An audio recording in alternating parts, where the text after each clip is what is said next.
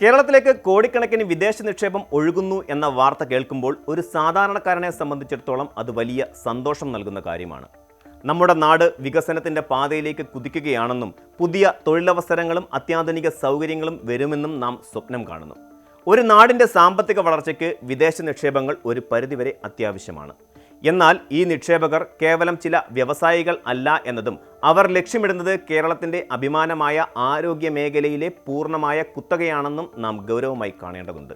കഴിഞ്ഞ ഏതാനും വർഷങ്ങൾക്കുള്ളിൽ ഏകദേശം 1.5 ലക്ഷം കോടി രൂപയിലധികമാണ് പ്രൈവറ്റ് ഇക്വിറ്റി കമ്പനികൾ ഇന്ത്യൻ ആശുപത്രികളിൽ നിക്ഷേപിച്ചത്.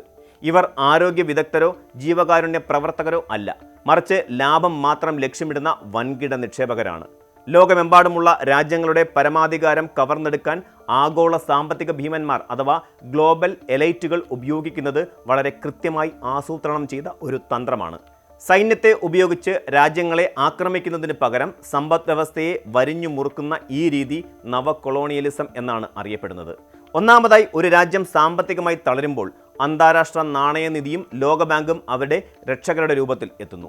എന്നാൽ അവർ നൽകുന്ന കോടിക്കണക്കിന് ഡോളറുകളുടെ വായ്പകൾക്കൊപ്പം അതികഠിനമായ നിബന്ധനകളുമുണ്ടാകും.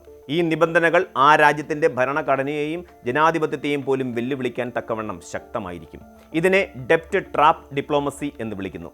ജനക്ഷേമത്തിനായി നീക്കിവെച്ച ഫണ്ടുകൾ വെട്ടിക്കുറയ്ക്കാനും സർക്കാർ ഉടമസ്ഥതയിലുള്ള ആശുപത്രികൾ, ഗതാഗത സംവിധാനങ്ങൾ, പൊതുമേഖലാ സ്ഥാപനങ്ങൾ എന്നിവ സ്വകാര്യവൽക്കരിക്കാനും അവർ സമ്മർദ്ദം ചെലുത്തും.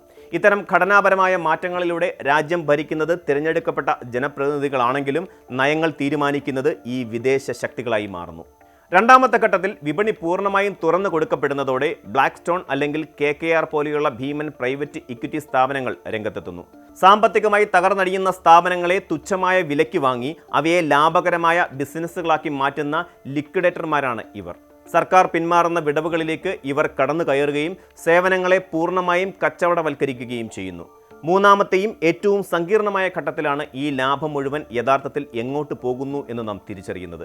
ബ്ലാക്ക് സ്റ്റോണും KKRും ഉൾപ്പെടെയുള്ള കമ്പനികൾ ഉണ്ടാക്കുന്ന ലാഭത്തിന്റെ ഒരു പ്രധാന ഭാഗം ലോകത്തെ ഏറ്റവും വലിയ സ്ഥാപന നിക്ഷേപകരായ ബ്ലാക്ക് റോക്ക്, വാൻഗാർഡ് എന്നീ സാമ്പത്തിക ഭീമന്മാരിലേക്കാണ് എത്തുന്നത്.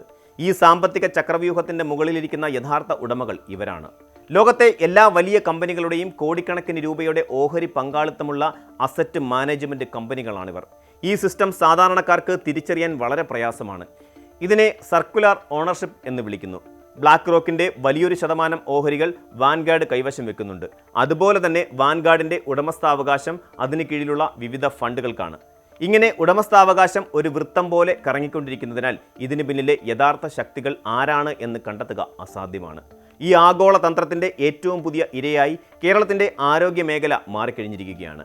കഴിഞ്ഞ 2 വർഷത്തിനുള്ളിൽ മാത്രം 7000 കോടി രൂപയാണ് KKR, ബ്ലാക്ക് സ്റ്റോൺ തുടങ്ങിയ കമ്പനികൾ കേരളത്തിലെ വിവിധ സ്വകാര്യ ആശുപത്രികളിലായി നിക്ഷേപിച്ചത്. മഹാരാഷ്ട്ര, തെലങ്കാന തുടങ്ങിയ സംസ്ഥാനങ്ങളിൽ ആശുപത്രികൾ പലതും ഏറ്റെടുക്കുന്നതിന് പിന്നാലെയാണ് കേരളത്തിലേക്ക് ഈ നിക്ഷേപം കുതിച്ചെത്തുന്നത്. അന്താരാഷ്ട്ര ഗുണമേന്മ ഉറപ്പു നൽകുന്ന മികച്ച ചികിത്സാ സൗകര്യങ്ങളുള്ള കേരളത്തിൽ നിക്ഷേപിക്കുന്നതിലൂടെ കോടിക്കണക്കിന് ലാഭം കൊയ്യാമെന്നാണ് ഈ കോർപ്പറേറ്റുകളുടെ ലക്ഷ്യം. ലോകത്തെ ഏറ്റവും വലിയ സ്വകാര്യ നിക്ഷേപ കമ്പനിയായ ബ്ലാക്ക് സ്റ്റോൺ വൻതുക നിക്ഷേപിച്ച് മലപ്പുറത്തെ പ്രമുഖ ആശുപത്രിയായ കിംസ് അൽഷിഫ ഏറ്റെടുത്തു കഴിഞ്ഞു. ഇതിനു പുറമെ ബ്ലാക്ക് സ്റ്റോണിൻ്റെ തന്നെ ഹൈദരാബാദ് ആസ്ഥാനമായ ക്വാളിറ്റി കെയർ കമ്പനി തിരുവനന്തപുരത്തെ കിംസ് ഹെൽത്ത് മാനേജ്മെൻറ്റിൽ 2000-ലധികം കോടി രൂപയുടെ നിക്ഷേപമാണ് നടത്തിയത്. അമേരിക്കയിലെ ടെക്സസ് ആസ്ഥാനമായ മറ്റൊരു വമ്പൻ കമ്പനിയും കേരളത്തിലെ ആശുപത്രികളിൽ കോടികൾ നിക്ഷേപിച്ചിട്ടുണ്ട്. ബ്ലാക്ക് സ്റ്റോണിന് കീഴിൽ ആസ്റ്റർ മെഡിസിറ്റിയുടെ കൊച്ചി, കോഴിക്കോട്, കണ്ണൂർ, കോട്ടക്കൽ, കൊല്ലം ജില്ലയിലെ ശാസ്താംകോട്ട തുടങ്ങിയ ശാഖകളും KKRന് കീഴിൽ കോഴിക്കോട്, കണ്ണൂർ എന്നിവിടങ്ങളിലെ ബേബി മെമ്മോറിയൽ ആശുപത്രികളും ഉൾപ്പെടെ കേരളത്തിലെ വൻകിട ആശുപത്രി ശൃംഖലകൾ മുഴുവൻ വിദേശ കമ്പനികളുടെ നിയന്ത്രണത്തിലേക്ക് മാറിക്കൊണ്ടിരിക്കുകയാണ്. ഈ നിക്ഷേപങ്ങൾ കേരളത്തിലെ ആരോഗ്യ മേഖലയെ പുറമേ കൂടുതൽ പ്രൊഫഷണലാക്കി മാറ്റുമെങ്കിലും സാധാരണക്കാർക്ക് ചികിത്സാ ചെലവ് താങ്ങാനാവാത്ത വിധം വർദ്ധിക്കുമോ എന്ന വലിയ ആശങ്കയാണ് സാമ്പത്തിക വിദഗ്ധർ മുന്നോട്ട് വയ്ക്കുന്നത്. ഇന്ത്യൻ ആരോഗ്യരംഗത്തെ വിദേശ കുത്തകകൾക്ക് തുറന്നുകൊടുത്തത് വിവിധ കാലഘട്ടങ്ങളിൽ അധികാരത്തിലിരുന്ന കേന്ദ്ര സർക്കാരുകളാണ്. ആധുനിക സാങ്കേതിക വിദ്യയും കൂടുതൽ ആശുപത്രികളും ഇന്ത്യയിൽ വരും എന്നവകാശപ്പെട്ടുകൊണ്ട് 2000 ആണ്ടിൽ അധികാരത്തിലുണ്ടായിരുന്ന സർക്കാരാണ് ആദ്യമായി ആശുപത്രികളിൽ 100% നേരിട്ടുള്ള വിദേശ നിക്ഷേപം അനുവദിച്ചത്. ഇത് ലാഭക്കൊതിയോടെ ആരോഗ്യരംഗത്തെ കാണുന്ന ആഗോള നിക്ഷേപകർക്ക് ഇന്ത്യയിലേക്ക് കടന്നുവരാൻ ചുവപ്പ് പരമനാരി വിരിക്കുന്നതിന് തുല്യമായിരുന്നു. പിന്നീട് വന്ന സർക്കാരുകളും ഈ നയത്തിൽ മാറ്റം വരുത്തിയില്ല. മാത്രമല്ല, ഈ പ്രക്രിയയെ കൂടുതൽ വേഗത്തിലാക്കുകയും ചെയ്തു. ആശുപത്രികൾ, കോർപ്പറേറ്റുകൾ ഏറ്റെടുക്കുമ്പോൾ സ്വാഭാവികമായും ചികിത്സാ ചെലവ് കുതിച്ചുയരും. ഈ വലിയ തുക കണ്ടെത്താൻ സാധാരണ ജനങ്ങൾ ഇൻഷുറൻസിനെ ആശ്രയിക്കാൻ നിർബന്ധിതരാകും. ഈ അവസരം മുതലെടുത്ത് ഇൻഷുറൻസ് മേഖലയിലും വിദേശ നിക്ഷേപം വർദ്ധിപ്പിക്കാൻ ഭരണകൂടങ്ങൾ ശ്രദ്ധിച്ചു. ഇൻഷുറൻസ് മേഖലയിലെ വിദേശ നിക്ഷേപ പരിധി ഘട്ടം ഘട്ടമായി ഉയർത്തി. നിലവിലത് 74% എത്തി നിൽക്കുന്നു. ഇതോടെ ഇൻഷുറൻസ് കമ്പനികളുടെ നിയന്ത്രണവും വിദേശ കമ്പനികളുടെ കൈകളിലായി. ആരോഗ്യ സേവനം മെച്ചപ്പെടുമെന്നും തൊഴിലവസരങ്ങൾ കൂടുമെന്നുമാണ് ഭരണകൂടങ്ങൾ ജനങ്ങളെ വിശ്വസിപ്പിക്കുന്നത്. എന്നാൽ പ്രായോഗികമായി സംഭവിക്കുന്നത് പൊതുജനാരോഗ്യ കേന്ദ്രങ്ങളെയും മെഡിക്കൽ കോളേജുകളെയും ശക്തിപ്പെടുത്തുന്നതിന് പകരം സ്വകാര്യ ലാഭേച്ഛയുള്ള ആശുപത്രികൾക്ക് സർക്കാർ വഴിവിട്ട സഹായങ്ങൾ നൽകുന്നു എന്നതാണ്. ഒരു വലിയ ആശുപത്രിയോ മെഡിക്കൽ കോളേജോ നടത്തുക എന്നത് സർക്കാരിനെ സംബന്ധിച്ച് വലിയ സാമ്പത്തിക ബാധ്യതയാണ്. അതിനാൽ ഈ ഉത്തരവാദിത്തത്തിൽ നിന്ന് ഒളിച്ചോടാനാണ് സർക്കാരുകൾ ശ്രമിക്കുന്നത്. സർക്കാരുകൾ പൊതുമേഖലാ സ്ഥാപനങ്ങളുടെ നടത്തിപ്പിൽ നിന്ന് പിന്മാറുന്നതിന് പ്രധാനമായും പറയുന്ന ന്യായം സാമ്പത്തിക കമ്മിയാണ്. പൊതുമേഖലാ സ്ഥാപനങ്ങൾ നഷ്ടത്തിലാകുമ്പോൾ നികുതി പണം ഉപയോഗിക്കേണ്ടി വരുന്നത് സർക്കാരിനെ അലട്ടുന്നു. KSRTCയുടെ ഉദാഹരണം തന്നെ ഇതിന് ഏറ്റവും മികച്ച തെളിവാണ്. കൃത്യമായി പുതിയ ബസ്സുകൾ വാങ്ങാനോ ശമ്പളം നൽകാനോ കഴിയാതെ വരുമ്പോൾ സർവീസുകൾ വെട്ടിക്കുറയ്ക്കപ്പെടുന്നു. ജനങ്ങൾ ബുദ്ധിമുട്ടുമ്പോൾ സർക്കാർ KSRTC നഷ്ടത്തിലാണെന്ന് പ്രഖ്യാപിക്കുകയും ലാഭകരമായ റൂട്ടുകൾ സ്വകാര്യ കമ്പനികൾക്ക് വിട്ടുകൊടുക്കുകയും ചെയ്യുന്നു. തുടക്കത്തിൽ ഈ സ്വകാര്യ കമ്പനികൾ മികച്ച സേവനം നൽകി ജനങ്ങളുടെ കയ്യടി നേടുമെങ്കിലും അവരുടെ യഥാർത്ഥ ലക്ഷ്യം ലാഭം മാത്രമായിരിക്കും. ലാഭമില്ലാത്ത ഗ്രാമീണ റൂട്ടുകളിൽ നിന്ന് സർവീസ് അവർ നടത്തുകയില്ല. മാത്രമല്ല, നിരക്കുകൾ തോന്നിയതുപോലെ വർദ്ധിപ്പിക്കുകയും ചെയ്യും. അവസാനം സാധാരണക്കാരൻ ഉയർന്ന ചാർജ് നൽകാൻ നിർബന്ധിതനാകുന്നു. ഇതേ തന്ത്രം തന്നെയാണ് ആരോഗ്യ മേഖലയിലും പയറ്റുന്നത്. ഇതിൻ്റെ എല്ലാം അടിസ്ഥാനം സർക്കാരിന് ബിസിനസ്സിൽ കാര്യമില്ല എന്ന നവ ലിബറൽ സാമ്പത്തിക നയമാണ്.